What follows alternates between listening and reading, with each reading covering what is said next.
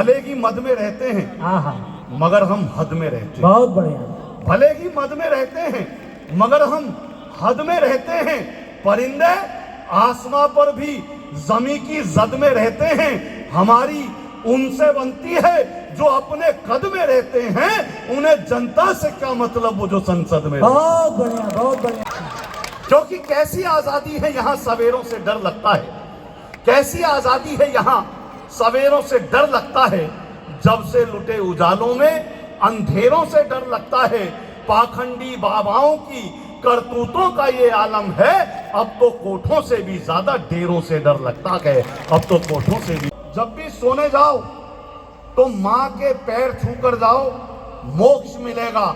ये बात अलग है वो माँ आपकी है या आपके बच्चों की। बहुत बढ़िया। बेटी, मैं बेटियों से बहुत प्यार करता हूँ। अनुभव वाले 2-4 टिप्स से बहुत प्यार करता हूँ। और यकीन मानना ये सारी ऑडियंस, मैं सबसे ज्यादा प्यार मोहित अपने ससुर की बेटी से करता हूँ। सबसे भी ज्यादा प्यार अपने ससुर की दूसरी वाली बेटी से करता हूँ। लेकिन साहब, बेटी, माँ, पिता सबका संदर्भ आया तो मुझे अपने कहे हुए 4 मिसरे जैन साहब याद आ गए। जब अपने दम उड़ा परिंदा तब वो समझा पर का मतलब। जब अपने दम उड़ा परिंदा तब वो समझा पर का मतलब। घर लौटा जब थका सफर से तब समझा वो घर का मतलब।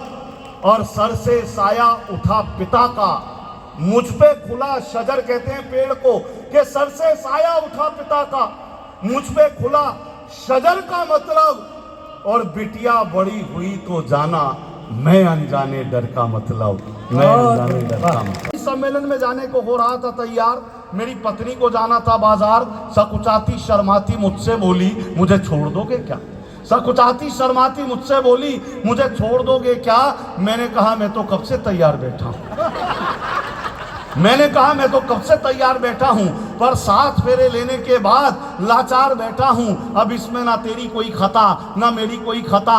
पर तुझे इस बात का नहीं पता कि शादी वाले दिन जब घोड़ी पर होकर सवार मैं पहुंचा मंडप के द्वार, तो तेरे पिता ने मेरे हाथ में 5 लाख रुपए देते हुए कहा, बरखुरदार, ये मेरी इज्जत तुम्हारे हाथ में है, कहीं जानी नहीं चाहिए। बेटा, पैसे हर महीने आते रहेंगे, लड़की माई पे नहीं आनी चाहिए। इतना सुनते ही मेरे फेरे तो पड़ गए। इतना सुनते ही मेरे फेरे तो पड़ गए। पर ससुर जी अपनी बात से मुकर गए। और मुझे इस बात का ना कोई दुख है ना कोई पछतावा, ना ही मैं पछता रहा हूं, बल्कि आज तक ईमानदारी से अपना धर्म निभा रहा हूं। क्योंकि मैं जानता हूं कि पैसा तो आना जाना है, पर घर में जो लक्ष्मी है वही मेरे लिए बहुमूल्य खजाना है।